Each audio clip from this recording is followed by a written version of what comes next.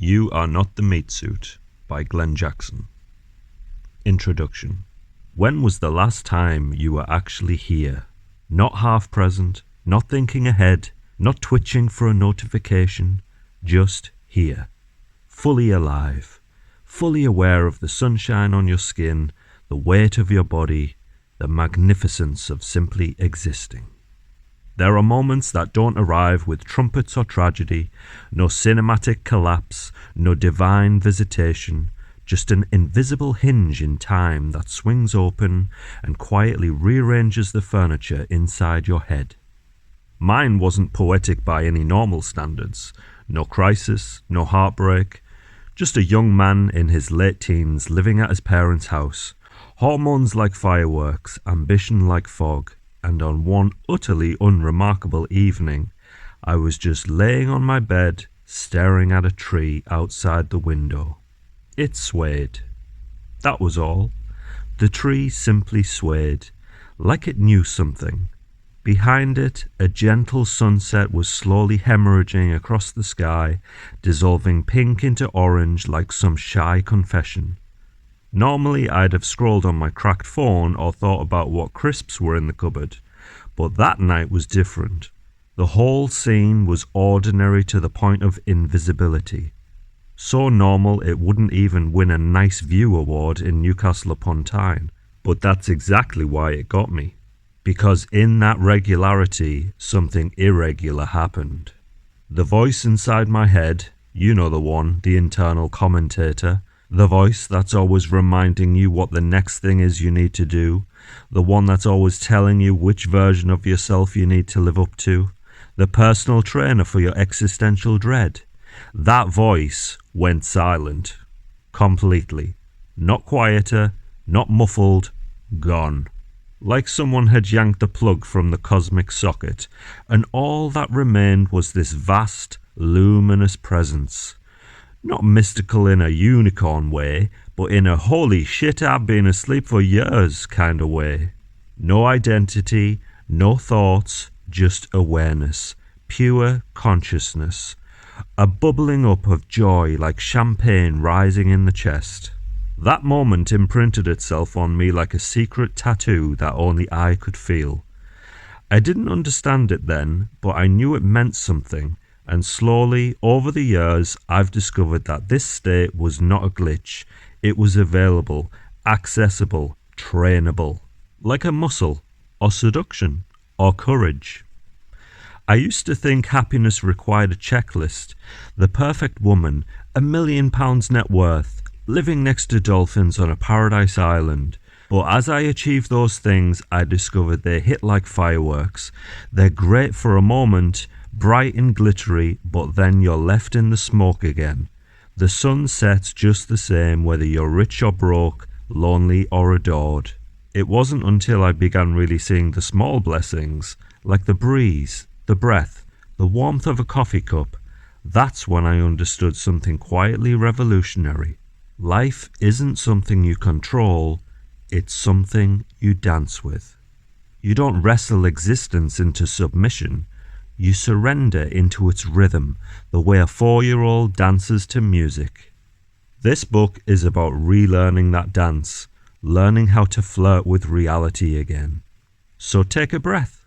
Feel this moment arrive in your chest, in your bones, in the silent spaces behind your eyes, because this might be your hinge in time, that quiet moment where everything from here on changes.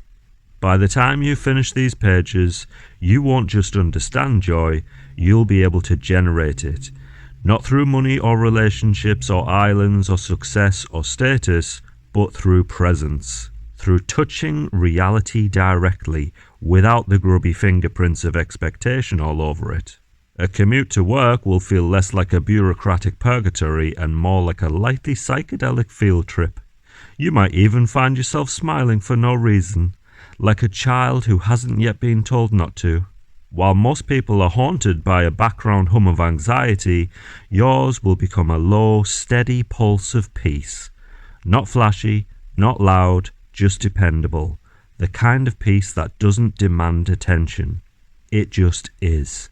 Like gravity.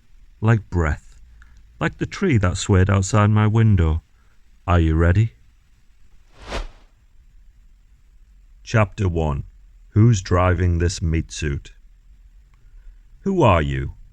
Not the syllables your mother yelled when dinner was ready, not the name printed on the ID that some bored government employee laminated while eating a tuna sandwich.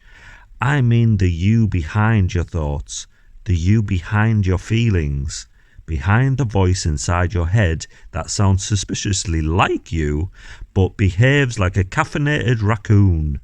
I'm talking behind the identity. Now you may think, well, I'm Alex, I'm 33, I'm an accountant, I like hiking, I once bench pressed 100 kilograms and cried afterwards. But the truth is these things are just labels. Because let's be honest, Alex, or whatever your name is, George, Alison, Margaret, Timothy, your name is just a sound you respond to like a well-trained Labrador. Just as your age is an abstract number that changes each year. And your body, well, you might think you own your body, but it's really like a rental car with no warranty. Over time, it's going to slowly fall apart like a cheap wardrobe. And here's the kicker. If all that changes, how can any of it actually be you? I mean, your body is basically a biological Airbnb. You move in, you break a few things, maybe stretch the carpet, and eventually you're forced to check out. It grows hair in places you don't want, and stops growing in places you do want. If your body were really you, it wouldn't betray you for a cheeseburger. And if you really were your thoughts, you'd most likely be in prison already, or married 5 times, or living in Bali with a guru named Barry. You are not your thoughts. They're loud, they're unpredictable, and they never pay rent. They just appear and say things like, I should start a podcast. Do penguins have knees? And text her at 2 a.m. Go on, she'll find it charming. You didn't choose those thoughts. They showed up like uninvited guests at your birthday party.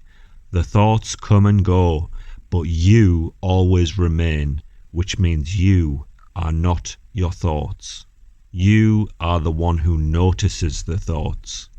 You are the awareness of the thoughts and feelings that happen within the physical body. And the sooner you realize this, the sooner you become free. Because when you discover you're the watcher, everything begins to change. Anxiety becomes like the weather. It simply rolls in and rolls out. Insults don't land because there's no you to stab. You stop chasing identities and start living. But here's the twist. You cannot surrender until you know who you really are. You cannot fully let go while you're still clinging to the false identity built from labels and roles, the memories and traumas that keep you awake at night. Let me say it with the reverence of a man who wears too many beads. You are not your body. You are not your thoughts. You are not your emotions. You are not your memories. You are not your traumas. You are not your roles. You are not your story. You are the awareness behind them, the eternal consciousness beneath it all, the cosmic observer, the silent witness who has been here the whole time. When you accept this, you unlock the golden door to spiritual surrender, not because life stops being chaotic, but because chaos stops being your identity. You are the one watching the show, not the show itself. And that, my beautifully bewildered friend, is where the real magic begins. Chapter 2. The cameraman behind your eyes. For most of my life, I thought I was my mind. Not just had a mind, but was my mind. The same way a drunk guy at a karaoke bar thinks he's Freddie Mercury. But after experiencing silence within my mind, I could then observe the thoughts that came in. If you can observe your thoughts, then you can't be your thoughts, because who's doing the observing? That's when it hits you like a tax bill or a late night epiphany.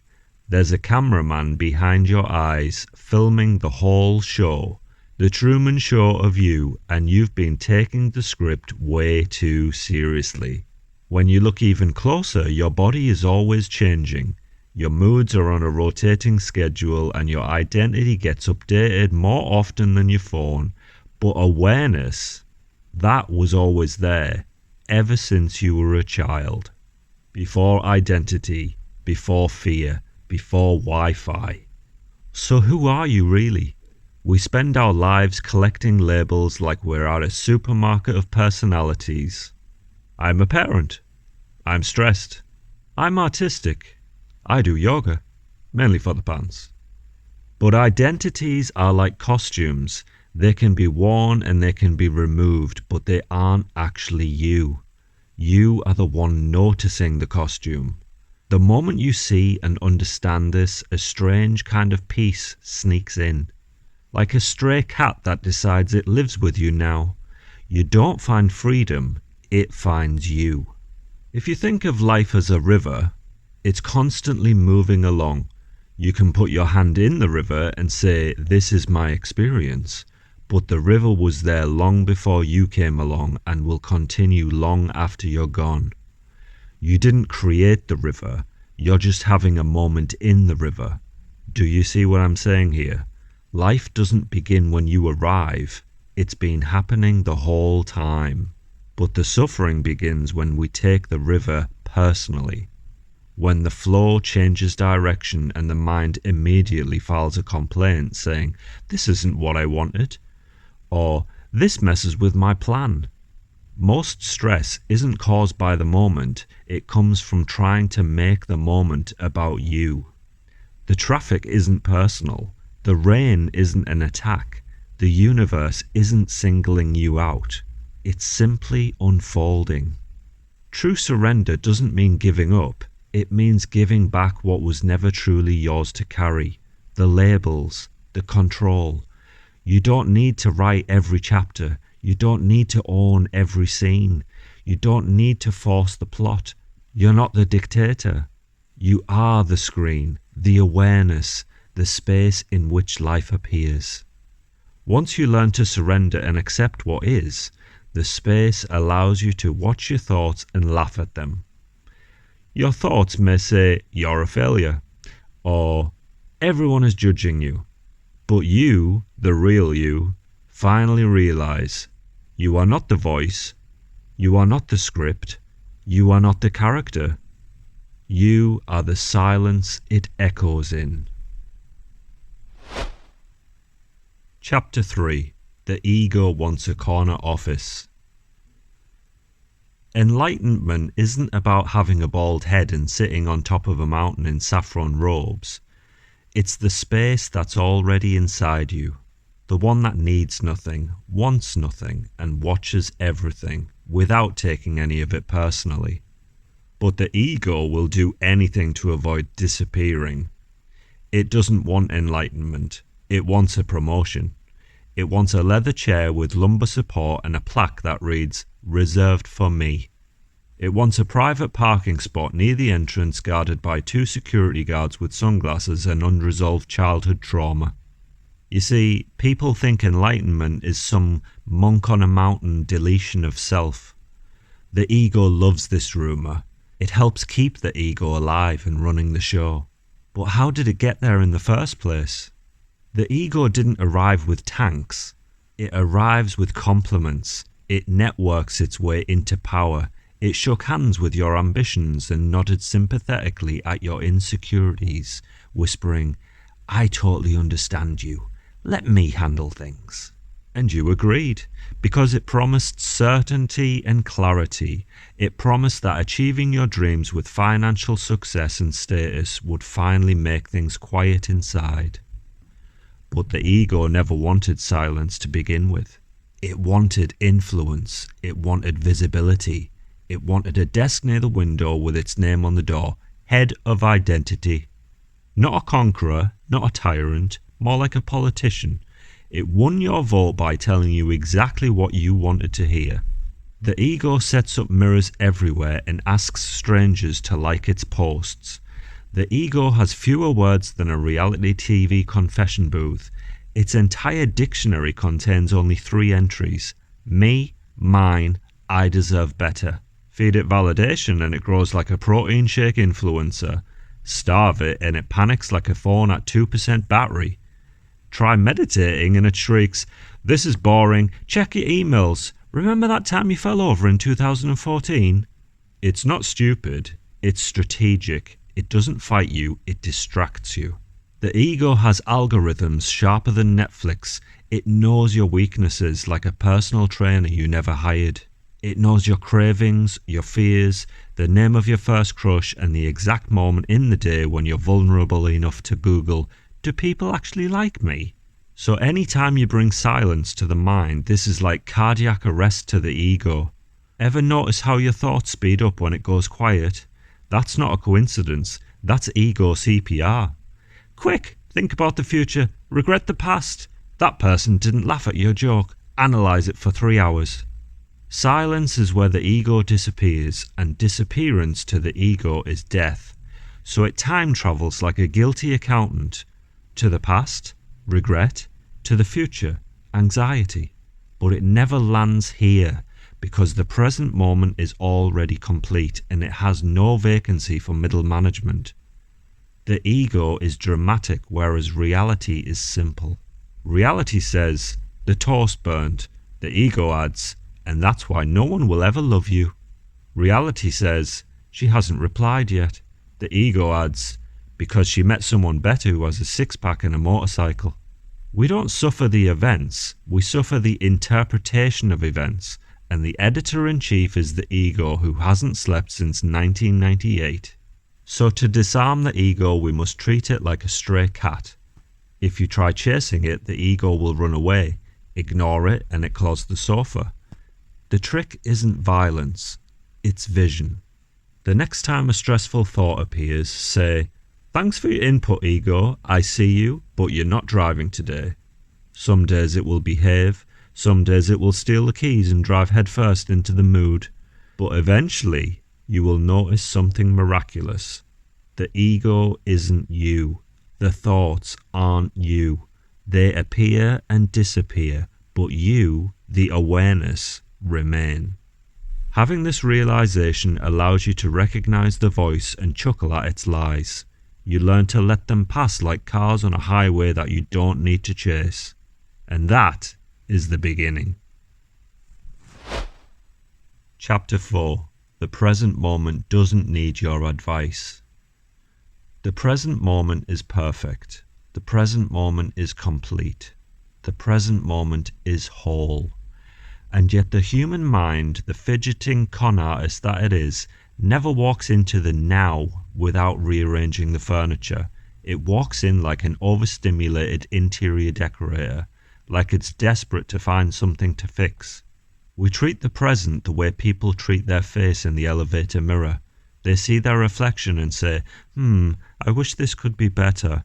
But the present moment has no crisis. Right now, as in literally right now, if you pause, nothing is wrong in this moment at all. You're breathing without ever having to train yourself to do so. Your heart is beating continuously, all on its own. You're swallowing galaxies of air every second, and, surprisingly, nobody is charging you for it. But then the mind crashes the party. Uninvited, overdressed, and already complaining. This is boring. We should be doing something productive. Let's replay that moment from last week where you said "you too" to the waiter after he said "enjoy your meal." And just like that, poof, the present moment is gone. Hijacked by memory, kidnapped by imagination, held hostage by a parade of mental commentary and inner Yelp reviews. You see, the mind doesn't trust the present moment for the same reason a politician doesn't trust a live microphone. You can't control it, whereas the present moment requires no planning, no storytelling, no personal brand. The mind loves control, but the present moment doesn't need it, which is why the mind starts to panic the moment things get silent. Reality says, "It's raining." The mind says, "This is a personal insult. I deserve better weather." Reality says, "She hasn't text back." The mind says, "She's with someone taller, with a deeper voice, probably named Chad." Reality says, The pizza is late. The mind says, I've been spiritually betrayed. We don't suffer reality, we suffer the commentary. Hell isn't other people, it's your own narration of other people. But every moment can be an invitation to just be here, in the now. Not forever, not for the rest of your life, just for this breath, this heartbeat, this electric shimmer of existence. To the mind, that sounds like death, but to awareness, it feels like home. Try this. Simply close your eyes and wait. Listen. What you'll likely find is the mind immediately starts juggling random thoughts. I should check my Instagram. Remember that embarrassing thing you did in 2009? Why do we say slept like a baby when babies wake up every couple of hours? Do pigeons ever judge other pigeons? Why does the word monosodium glutamate sound like something that can time travel? The list goes on, but awareness doesn't fight thoughts. It lets them wander in like drunk relatives and then wander out the same way. When the mind goes silent, you may hear something unexpected. Not boredom, not emptiness, but a subtle hum, a gentle aliveness, a warmth in the bones. It's not loud, it doesn't demand applause, it just is. It's like the universe whispering, you're allowed to rest now. And when you hear that, you don't need to fix the moment. You don't need to improve anything. You stop negotiating with reality. You simply let it be and realize you are that being. That the present moment has always been enough. You just couldn't hear it over the commentary because the mind loves drama and hates silence. So, when it's quiet and peaceful and nothing is wrong, don't rush to fix it. Don't reach for your phone. Don't go looking for a pain you forgot to feel. Simply sit with it, let it breathe, and maybe, just maybe, you'll hear life say, thank you for not trying to fix me. Chapter 5. The Return to Amazement. Have you ever seen a young child walk into a room? They don't check their hair, they don't scan for threats, there's no hesitation, no micro-adjustment of their posture, they don't wonder if people will like them, there's no gauging the social hierarchy before proceeding. They enter like royalty, like the room was waiting for them, like every carpet is a red carpet. Yet what do we do as adults? We rehearse our personality in the mirror like we're preparing a hostage negotiation. We practice smiling like we're fitting masks to our faces. The difference between a child and an adult is a child lives and an adult performs. Somewhere between learning to tie our shoes and signing up for a LinkedIn profile, we stopped living in the moment and started evaluating it. A child eats ice cream like it contains the secrets of the universe. Every flavor is a chapter, every tingle is a story. Time slows down, eyes widen. An adult eats ice cream and tastes guilt with every lick, covertly counting the calories and wondering, does the guy behind the counter think I'm fat? Did he purposely give me a smaller scoop? A child dances to music and forgets there's such a thing as other people. An adult hears a song and immediately launches into a psychological surveillance operation, asking themselves, do I look stupid? I'm going to have a drink first. A child runs in the rain, laughing at the sensations of water droplets landing on their skin and tickling their neck. An adult checks the weather app and files an emotional complaint. Kids don't need reasons. Their joy is permissionless. If you watch a child closely, you'll notice they experience life with their whole body. They don't walk through a park, they investigate it. What is this leaf? What shape is that cloud? Does this tree have secrets? They don't ask what each moment means. They ask, what does this moment feel like? Their awareness isn't narrowed by identity. It's wide open like a sky with no weather. It's not immaturity, it's unfiltered consciousness. Adults like to confuse intelligence with tension. We say things like, I'm stressed because I understand the reality of the situation. But children understand something far deeper. Reality doesn't need our stress to function. When you were young, the future didn't exist and the past didn't matter. The present was enough. That wasn't ignorance. That was original wisdom. Wisdom before we complicated it with ambition, anxiety, and subscriptions to productivity podcasts. It was wisdom before we learned how to complicate it. Somewhere, buried beneath identities, fears, obligations, and toothbrushes with adult bristles, that child is still within you, looking around and waiting for you to notice life again, wishing the identity you created for yourself could be diminished in order for you to be less serious, less defined, and less certain. A child doesn't know who they are, and they're completely fine with that. They don't carry identity like a shield. They carry wonder like a lantern. Every breath, every step, every wrinkle of sunlight on a window is a miracle to them. And I don't mean metaphorically, I mean literally. They're not pretending to love life. They are too busy experiencing it. This is the real meaning of enlightenment. A return to amazement. When you were young, everything was beautiful because you were not your identity. You were not your thoughts. You were the awareness behind it all. The openness, the sky before the clouds.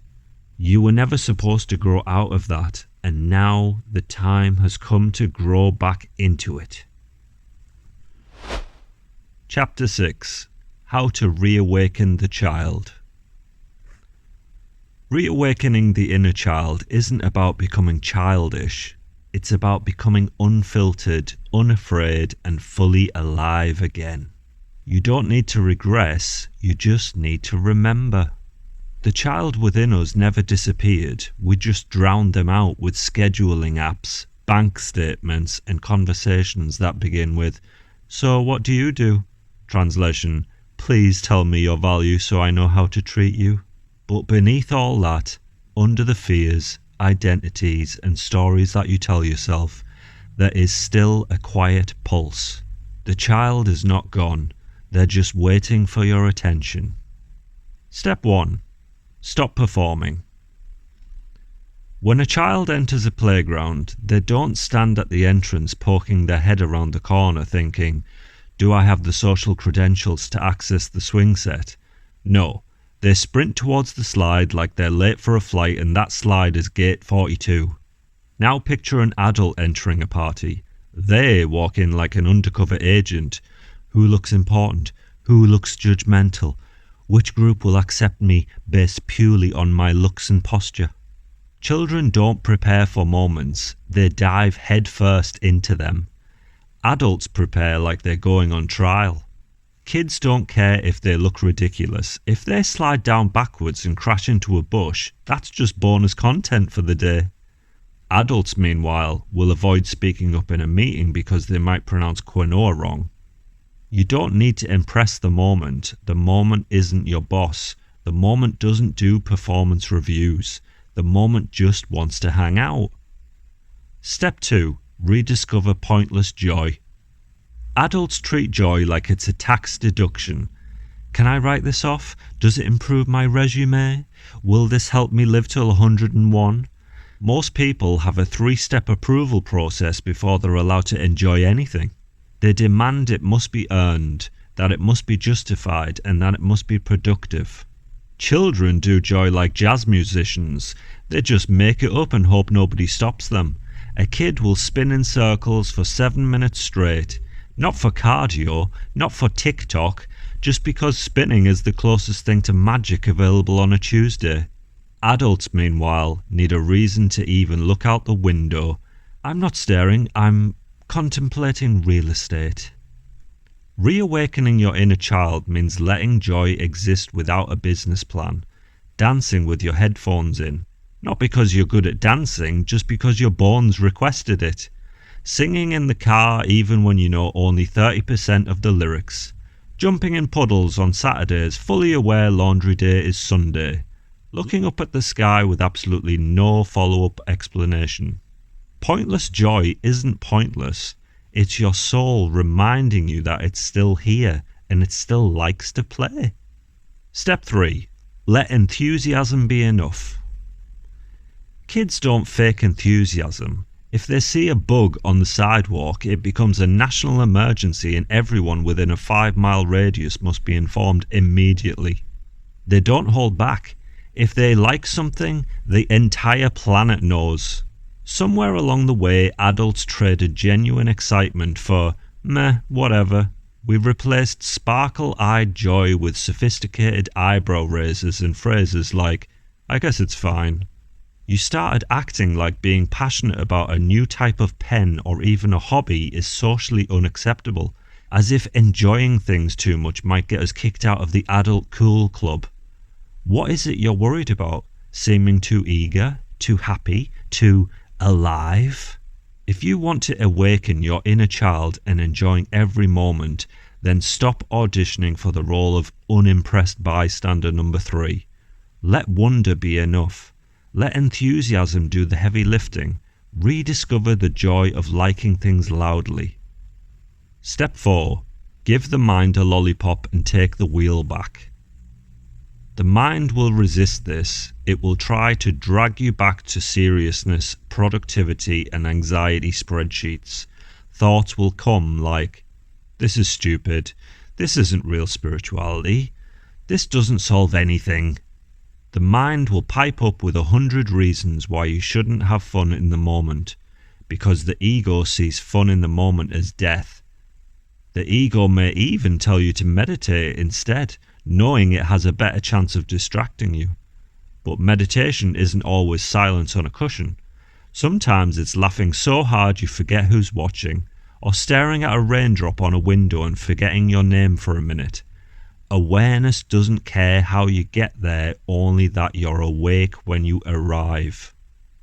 Step 5. Make space for the child to speak. Try this today. Even if it feels like you're auditioning for a Pixar movie, ask yourself what you used to love. Drawing weird horses? Exploring every little thing? Running or riding your bicycle for no other reason than the feeling of the wind in your hair? Reawakening the child isn't going backwards, it's moving deeper.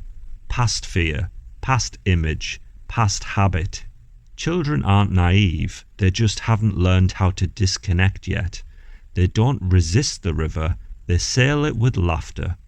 They don't analyze the sky, they lie under it in awe and love. They don't live for meaning, they live for experience. And maybe, just maybe, that's what we lost and what we're here to recover. Not innocence, but presence. Because the child never died, we just stopped letting them drive. Chapter 7. The Art of Doing Nothing. If a child sits on a bench staring at clouds, we call it wonder.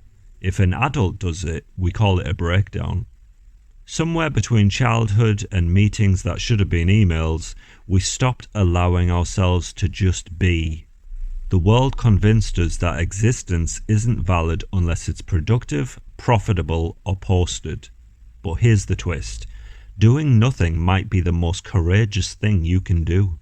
Because doing nothing means you trust life enough to pause, to be here, to breathe, to let the river flow, without paddling for once. The moment we stop moving, the mind starts screaming, I should be doing something. I'm wasting my time. Someone out there is improving themselves and I'm just sitting here existing. But here's the secret a child already knows. Aliveness can be perfectly still. Silence is not a void. Silence is the space where awareness becomes visible.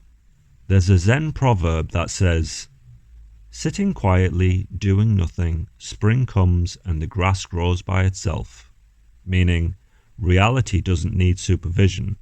This isn't laziness, it's non-interference. It's trusting life more than we trust our anxiety. Doing nothing isn't refusing to act, it's refusing to rush. It's teaching your nervous system that you are safe, that you can pause, that you don't have to earn your existence. Children know this intuitively. They don't panic about purpose. They sit and stare at an ant and completely understand that life is happening right now and that is enough. People think silence means emptiness, but in silence, things actually become fuller. Colours get sharper, sounds get rounder, breath gets deeper, and reality starts speaking a language that has no words. In stillness, you don't think beauty, you feel it. And suddenly, doing nothing becomes the most intimate conversation you've ever had with existence. Try this. Sit somewhere, anywhere at all, do nothing, for 1 full minute. Just listen, without searching, just breathe, without effort. Let the moment arrive, without planning its motives. Thoughts will come, of course. The mind is noisy, it likes attention, but you don't have to follow them, you don't have to fight them. Just notice them like clouds passing across the sky, then let them drift away. That's the entire practice, not forcing, but allowing. When you do nothing, something strange happens. Time will begin to loosen, tension will begin to dissipate, the body will begin to soften. No past, no future, just this moment. Doing nothing is not withdrawal, it's return. Back to breath, back to being, back to the moment that was waiting beneath all the effort. Maybe enlightenment isn't about becoming more advanced, maybe it's remembering how to be simple, to let life happen, to witness, to play, to rest. Because doing nothing isn't the opposite of living, it's living without interference. Chapter 8. Rediscovering Play. When was the last time you truly played? Not as a reward for surviving the week, not with rules, deadlines or screens, but with pure, untethered joy. The kind that makes your stomach ache and your cheeks hurt. Most adults haven't played since the last time they got seriously scolded for jumping on a couch, and that is a tragedy. One of the reasons children are some of the greatest spiritual teachers is the fact they are awake in a way that adults have forgotten. Play is their meditation. They climb trees like they invented gravity. They sing songs that make no sense but feel profound. They laugh without reason. When you play, you don't need an identity. You don't need to be successful or right. You just exist fully in the moment. Meanwhile, adults worship at the altar of efficiency and call it life. You traded spontaneous joy for productivity apps. You replaced laughter with goals. You drowned curiosity in emails and spreadsheets and the quiet terror of daily routine. And that is precisely when life began quietly packing its bags, because you have forgotten how to find fun in the mundane, to find pleasure in the simplest of activities. Dodging the cracks in the pavement, finding a penny in it feeling like Christmas, laying in a park and making shapes out of clouds. Meanwhile, there you are, scrolling a rectangle. Searching for what? A feeling? Anytime you are present or feeling playful, you may hear the mind say, "What's the point?" Remind yourself, you are not your mind. Do not let identity and expectation replace joy, because there is joy everywhere you look, if you look close enough. When you focus on how things feel instead of the mind's distractions, you'll actually find there's joy in every single moment. Try this. Wash the dishes slowly. Feel every bubble pop like tiny universes being born. Put on your favourite song and dance like you owe the world an apology for not dancing sooner. Whistle to a bird. See if you can have a conversation. Use your phone's flashlight to make shadow puppets instead of doom scrolling at 2 a.m. Invent a game where you win every time you laugh. Sing to your houseplants like they're judging your performance, because who knows, secretly maybe they are. These are not trivial, They are spiritual exercises in freedom. Freedom from identity. Freedom from seriousness. When you play, you stop analysing. You stop controlling. You stop trying to be someone else. For a brief moment, you are life itself. Running, laughing, breathing, filled with wonder. Play is the river flowing through the child still living inside you. The moment you start to giggle at the absurdity of existence, you are awake again. The mind will protest. Let it. Think of your ego as just one more spectator at the playground. Joy and laughter aren't secondary to life, they are life. The child inside you knows this. Your job is simple. Stop criticizing, stop controlling, enjoy the game of life. Even if the game is messy, even if it's ridiculous, even if the neighbours stare. Return to awe, return to the present, return to the joy that never left. It only hid beneath schedules, responsibilities, and the belief that you had to be serious to matter. So start tomorrow, or today, or even right now. Do something ridiculous. Laugh without reason. Run without purpose. Sing without shame. Because in the act of play, you meet life as it truly is. Not a problem to solve, but a lover waiting for you to make the first move. Now go make a move. Chapter 9. Embrace the awkward. You know that feeling when you trip over literally nothing, spin around and hope nobody saw? Kids own that moment. They hit the ground, they laugh, they get up and they keep moving. Adults, we freeze. We rewind it in slow motion.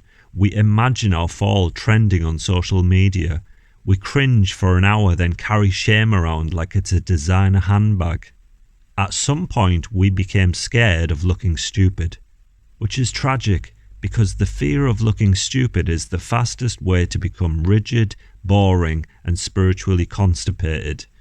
Avoid awkwardness long enough and you don't just avoid embarrassment, you avoid growth. You avoid presence. You start living behind a glass wall in your own life, watching, judging, never dancing. The voice inside your head saying, they're all watching, they all noticed, say something smart, walk normally. That voice is not you. It's the nervous system doing karaoke with your fears.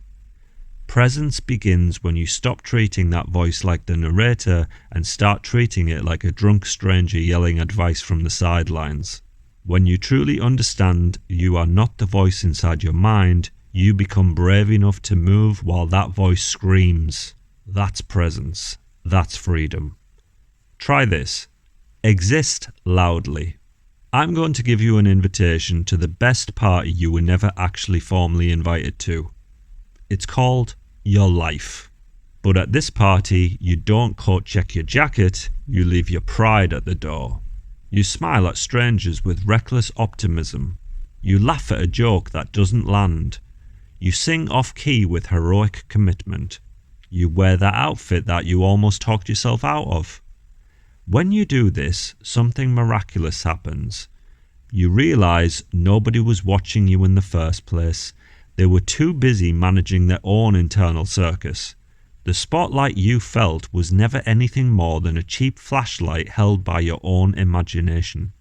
Being present isn't about Zen gardens or perfect posture. It's about giving yourself permission to exist unedited.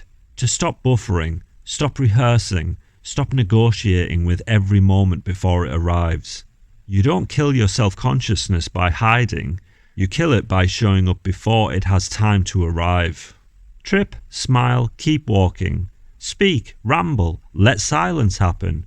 Dance, sweat, let rhythm make a fool of you. Because you are not your polished moments. You are not your curated angles. You are not the voice inside your head telling you to wait until you are ready. You were born ready. You don't have to be fearless. You just have to be indifferent to the awkwardness. Own the stumble, collect the cringe, break the shell, and finally, enjoy life again. Chapter 10. The Universe Isn't Broken. There's a rumour going around that the universe is broken, that there's a glitch in the simulation. It doesn't scream, it sighs through people. They whisper things like, "I wish she understood me. I wish the government wasn't a circus. Oh, if only everything was different." It's the quiet belief that life is on trial, and we are the stressed out lawyers trying to win our case. We think existence is some kind of IKEA cabinet that's missing a screw, and an instruction manual, and possibly a small Scandinavian man named Lars who will help build it for us. But here's a thought the ego hates. The universe isn't broken. You're just trying to bully it into giving you what you want. We approach life like royalty with bad tempers, saying things like, "I'll relax once things settle down. I'll love once someone proves they'll stay. I'll be happy once I've earned the right." That's not living, that's emotional coupon collecting. The moment you stop treating life like a hostage negotiation, things begin to change. Not because you forced change, but because you finally stepped out of the way. Here's the secret monks, children and dogs already know. Life responds best when it's not being auditioned for. Try this. Walk without tracking your steps. Speak without performing. Create something no one will ever see. Not everything needs to be posted, monetized or turned into a stepping stone. Sometimes the most radical act is to do something with no agenda. Make coffee slowly like it's a ritual. Feel the water when you wash your hands. Take one breath. Not a self-help breath guided by an app. Just one breath that says, "I'm alive and nothing is wrong right now." That breath is your passport back into reality. Instead of solving everything, simply notice everything. No analysis, no judgment, just presence. Like you're watching a film instead of trying to rewrite the script. Curiosity instead of control, that's the doorway. When you stop trying to outsmart life and simply show up, something remarkable happens. Life comes to meet you.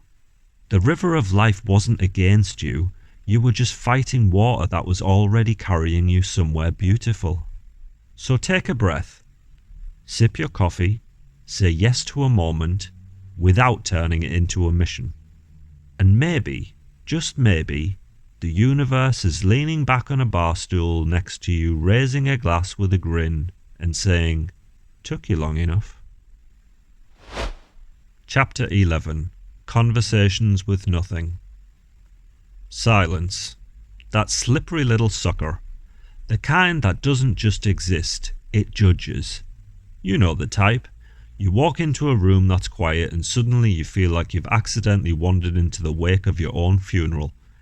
Except everyone's wearing normal clothes and nobody bothered to bring snacks. Kids don't care about awkward silences. Kids will narrate dust. They'll interview a lampshade.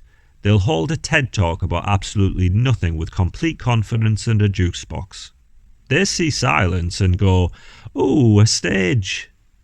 Adults see silence and go, "Oh geez, I'd better Google symptoms of sudden personality collapse."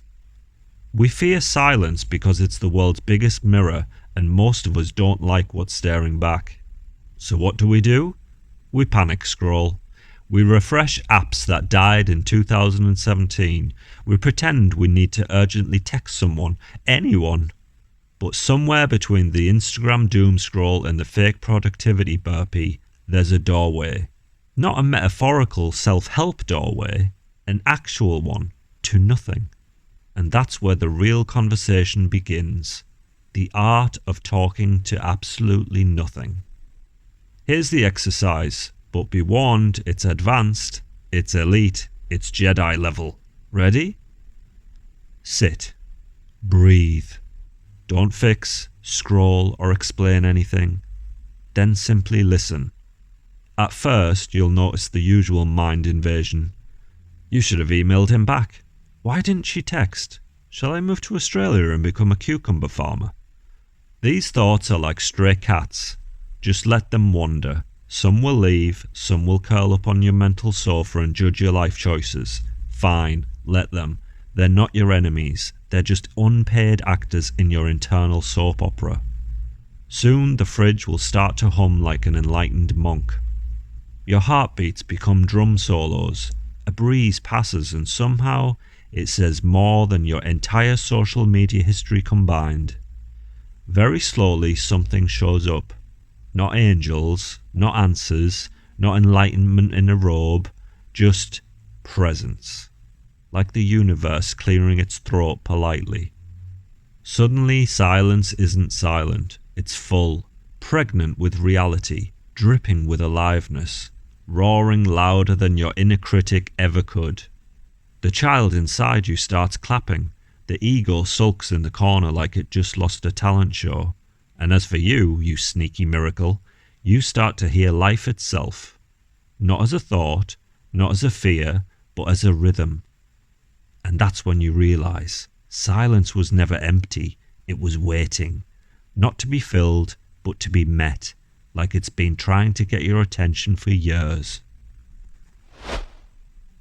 Chapter 12. The Practice of Wonder. You know what the real tragedy of becoming an adult is?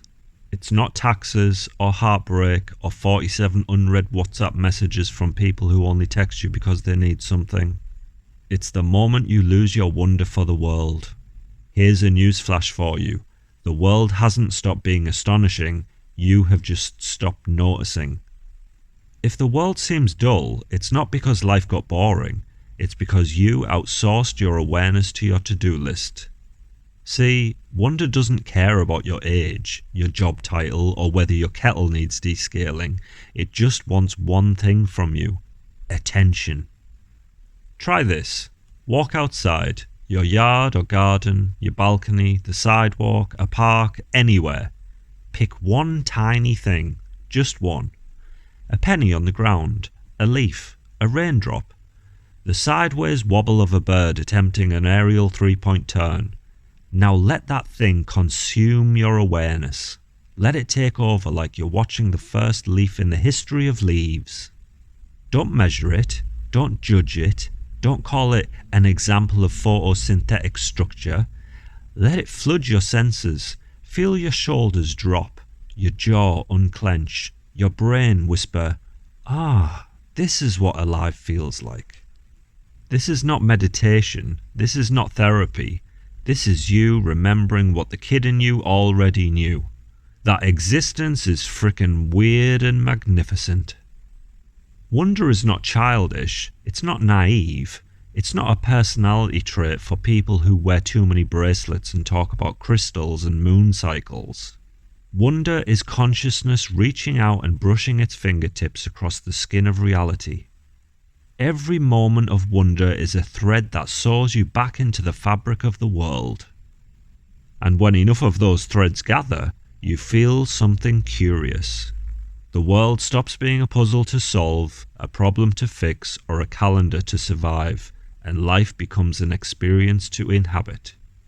Call it presence, call it peace, call it God. The label is irrelevant. What matters is that it's always been there, waiting, patiently, for you to simply notice. Apologies for interrupting the book here. I just wanted to quickly say that I hope you're enjoying the book as much as I enjoyed creating it, and it would mean a lot to me if you'd like to support my work by leaving a donation in the comments section of this video or following the Buy Me a Coffee link in the description of the video. If you want to share the book with others, that would mean a lot to me too. I mean, I just want to put a bit of value out there and help people live happier, more joyful lives. So that would mean the world to me. Okay, back to the book. Chapter 13. Chaos is the playground.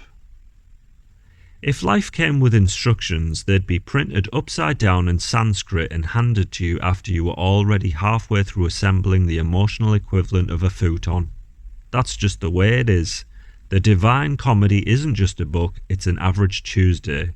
We spend our adult lives trying to iron out the universe.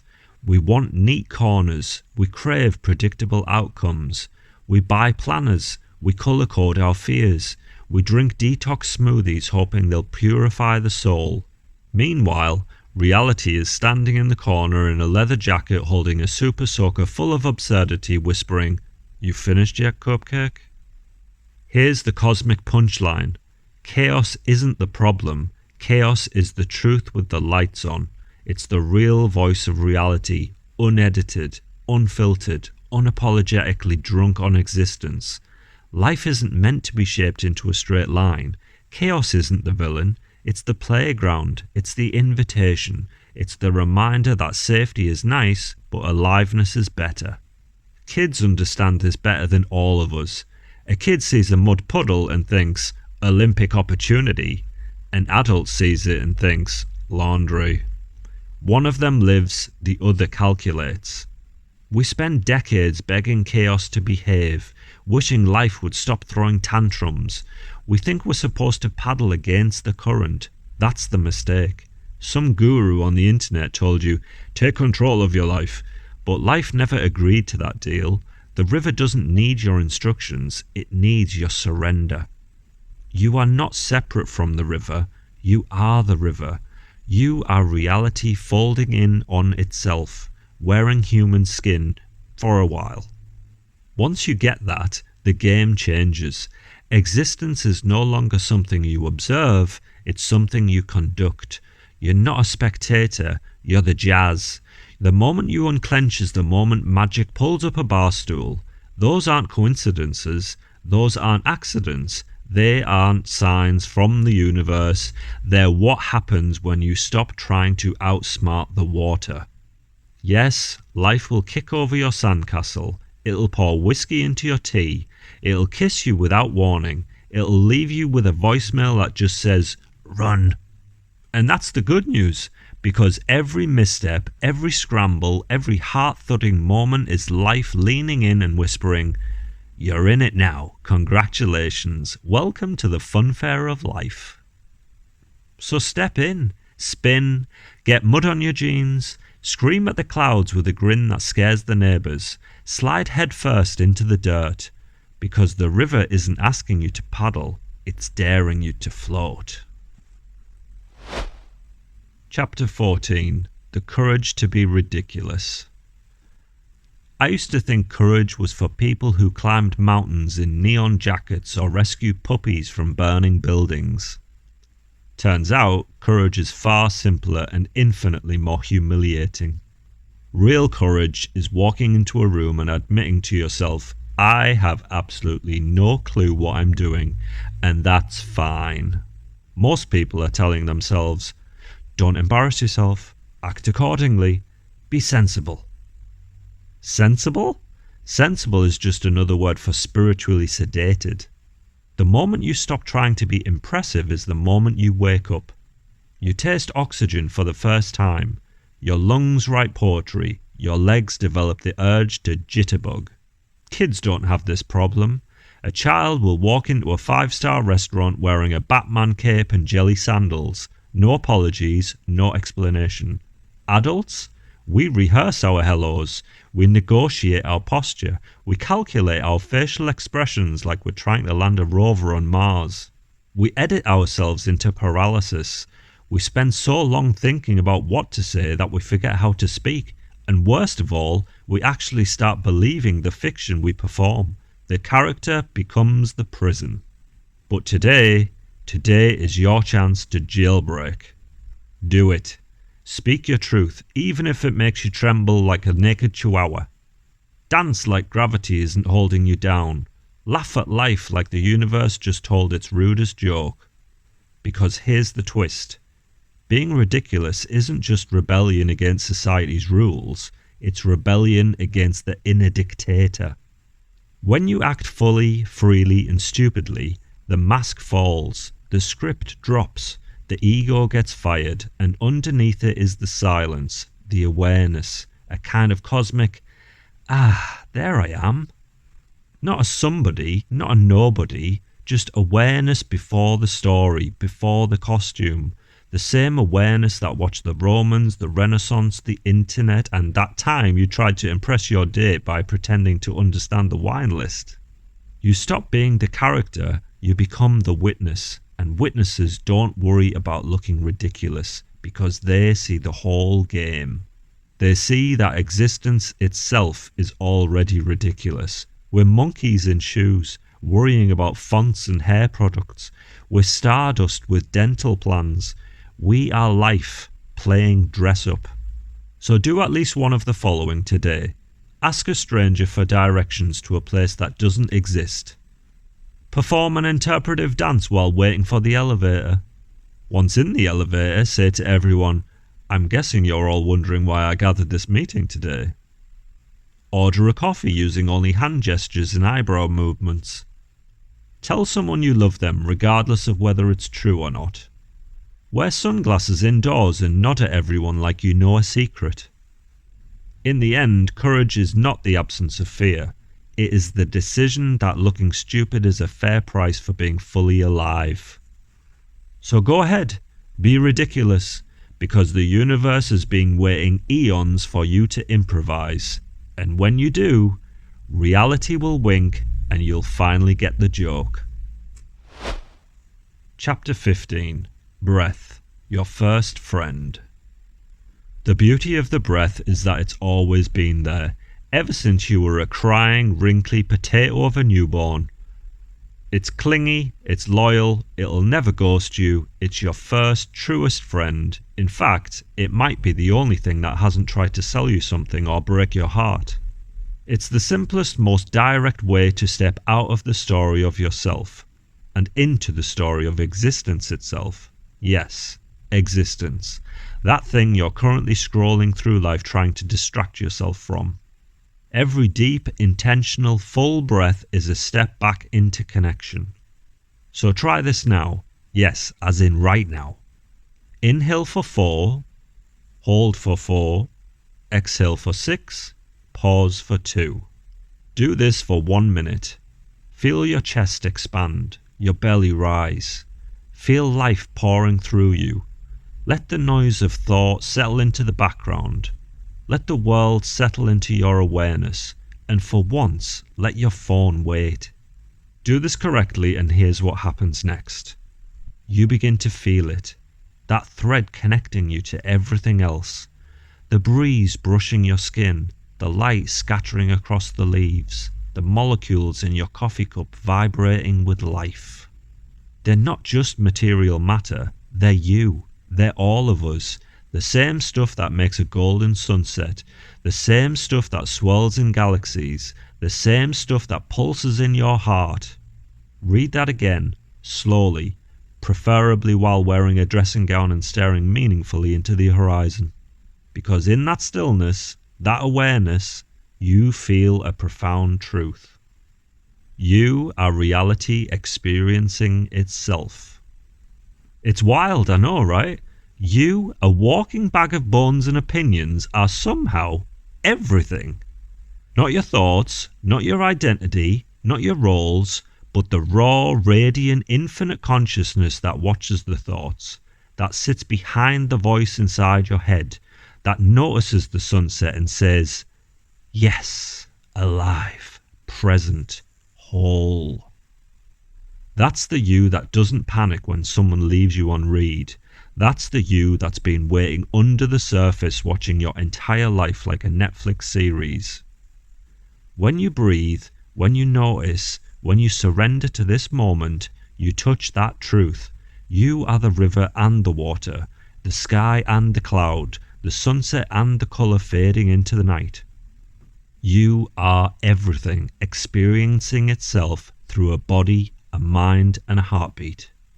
When you finally stop trying to cover it with stories, when you finally take a moment to become one with the breath, you feel it, you understand it. You have always been here, watching, breathing, experiencing, being. Chapter 16. The Mirror of Everything. You are not in the world is in you. Every little thing you see around you is a reflection of the same elements that make the human body and the earth we live on. The elements in our bodies were created in stars billions of years ago and scattered across the universe when those stars exploded. This eventually formed our solar system and everything on it. Everything. It's all composed of the same building blocks, such as hydrogen, oxygen, and carbon. Most people take no notice of this. They're too busy arguing with reality, fighting their hairline, refreshing their email like God might finally respond, trying desperately to edit life into something curated or filtered or acceptable, like an Instagram selfie holding in a fart. But life doesn't want editing. Life wants witnessing, because when you actually see something, truly see it, everything flips. The ordinary starts pole dancing in your awareness. The clouds, they're not clouds anymore. They're celestial performance artists doing interpretive dance. The rain is no longer just wet weather. It's the sky crying because it overheard your inner monologue. Wherever you are, try this. Pause for 5 minutes and pick the first object you see. Your fingernail, a stapler, your kettle, the moon, whatever it is. Stare at it like it holds the secret to everything. Not as object, not as noun, but as a message, a transmission, like the universe WhatsApped it straight to your location with one instruction: pay attention. Congratulations, you found the doorway, the backstage pass to reality, the VIP lounge of consciousness where the world stops being scenery and for a mere few moments starts being a symphony. When you truly understand and experience this, presence becomes magic. Life stops needing to be changed and starts begging to be experienced. And maybe, just maybe, everything you've been searching for wasn't missing at all. It was waiting to be seen. Chapter 17. The Cosmic Bouncer and the Drunk Narrator. The voice inside your head is not you. It calls itself I, but it behaves more like that drunk friend who steals your car keys, orders 7 Jaeger bombs on your card, and then asks why you're being irresponsible. The voice doesn't just speak, it hosts, it monologues, it launches podcasts live from your frontal lobe at 6 in the morning with questions like, do people actually like me, or have they just been being polite for the last 20 years? Do jellyfish have feelings? I should drink more water. I feel like a raisin that's been left out in the sun. It's the drunk narrator of your life, the cosmic heckler in the cheap seats of your skull, throwing popcorn at your decisions. And like every popular dive bar story, it's funny until it isn't, because there's a twist. Beneath that endless commentary, lurking in the quiet like a bouncer, is something else. Something that doesn't shout, doesn't judge, doesn't care about your tax returns, salad intake, or existential dread. It just watches. It is awareness, the you before the you arrived. The one that needs nothing, wants nothing, and observes everything without taking any of it personally. But most of you never meet the real you, because the drunk narrator keeps the microphone. So try this. Just sit for a minute or two. Don't try to meditate like a monk. Don't breathe like you're auditioning for a yoga commercial. Just sit and watch the voice in your head. Let it perform its little stand-up routine. Remember last week when nobody laughed at your joke? You looked weird in that photo. Why didn't she text back? Maybe I should move to Portugal and become a hot sauce entrepreneur. Don't chase it. Don't argue with it. Don't try to fix it. Just observe it. Something peculiar will begin to happen.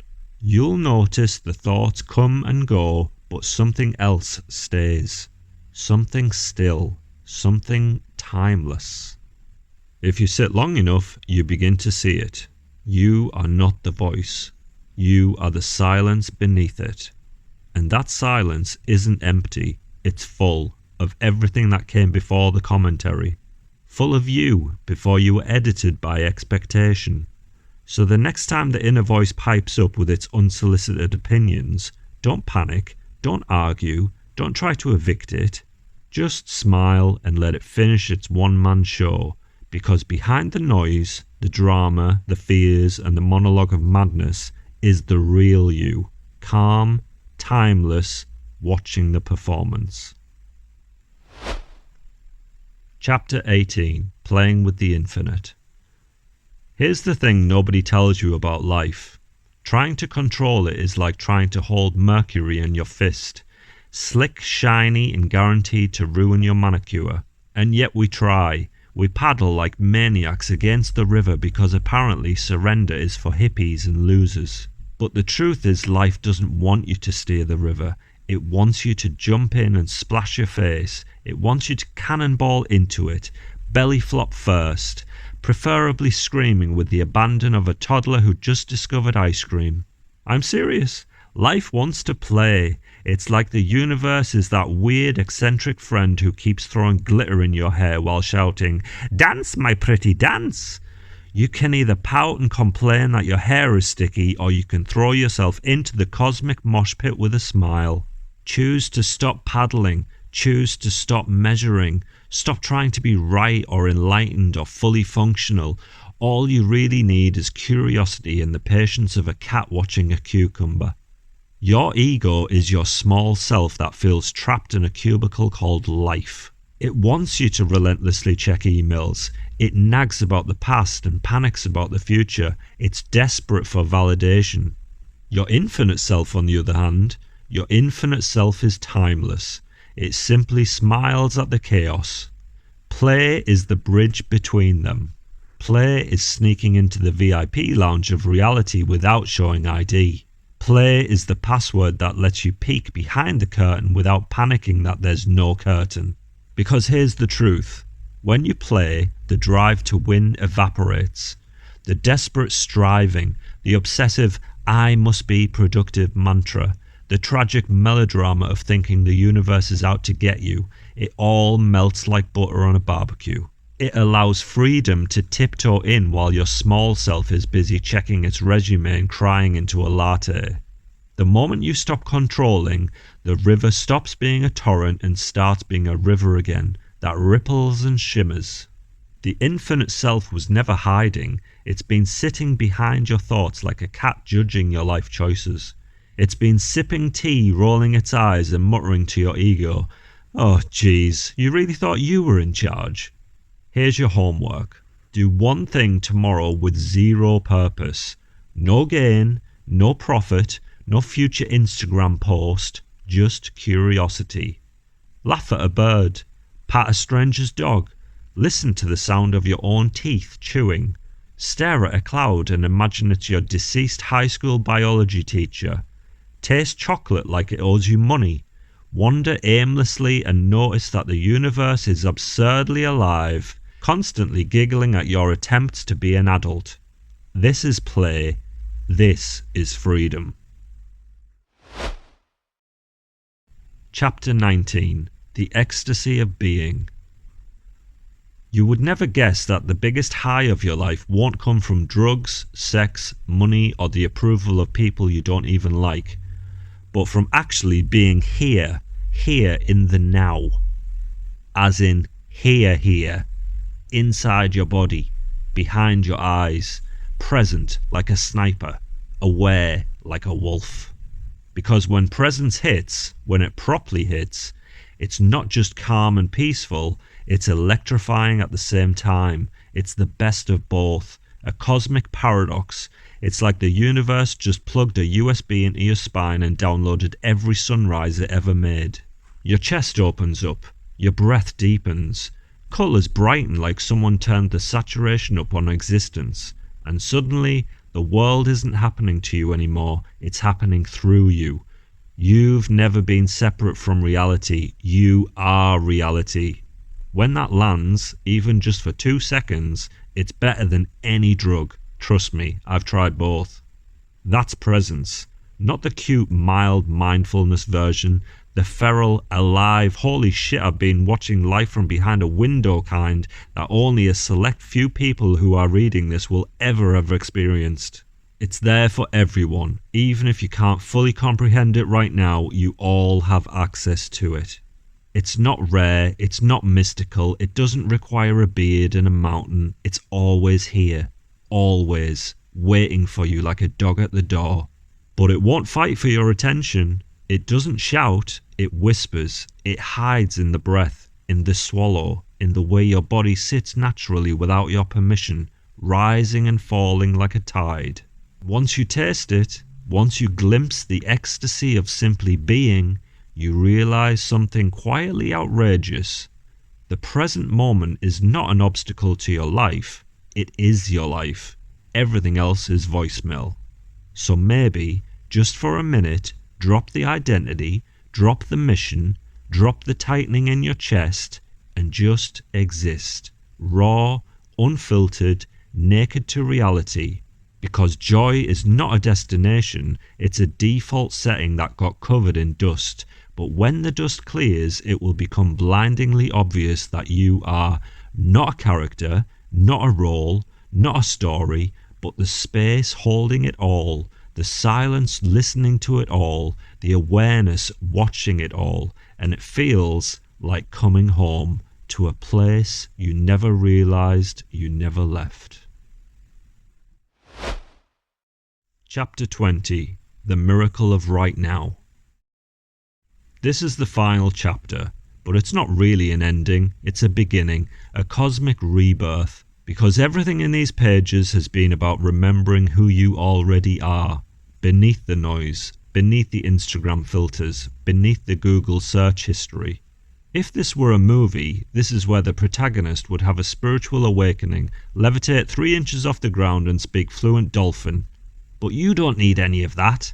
Your enlightenment is way simpler. You're alive, right now, reading these words with a brain of recycled stars and questionable decisions. And life, the whole absurd circus, is happening through you. Not to you, through you. Your very existence itself is astonishing. The fact you're here, the fact you exist at all. Do you have any idea how many atoms had to fall perfectly into place to make you?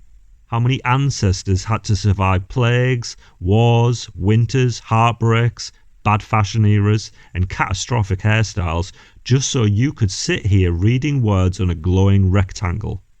Every breath you've ever taken, every blink, every laugh, every tear was carried to you by an unbroken chain of existence stretching back billions of years. You're not just a person, you're an ongoing explosion of stardust. So let this book be a gentle rebellion, a rebellion against sleepwalking, against the autopilot hum of "I'll be happy when," against the myth that life is somewhere else, because it isn't. It's here, right now, right here, in this breath that's happening without your permission. And now that you know, it's time to step into your life like it's a gift that you're opening for the very first time. So enjoy it. Enjoy waking up, enjoy tripping over your own feet, enjoy laughing too hard at a joke that wasn't funny, enjoy freaking out, enjoy calming down, because every tiny moment is a miracle, and so are you. Hi again. Just wanted to say a quick thank you for listening to the book. Hope you got something from it. And thank you for listening to me talking for 2 hours. Like I said earlier, it would mean the world to me if you want to leave a donation in the comments section or follow the Buy Me a Coffee link in the description if you want to. But more than anything, please share the book with other people so that it can help them to live more happier, joyful lives too. And I will see you in the next video.